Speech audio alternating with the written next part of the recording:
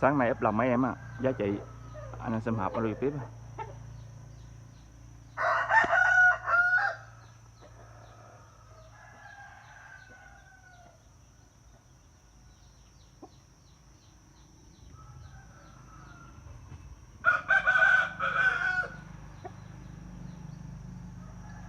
3 kg tư, 3 kg tư, 3 kg tư.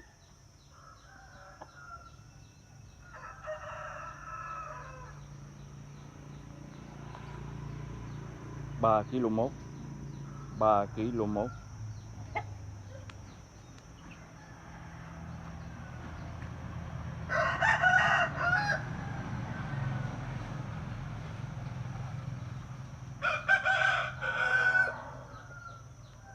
Ba kg hai bên tai ngủ, 3 kg hai bên tai ngủ, ấp bội phơi nắng.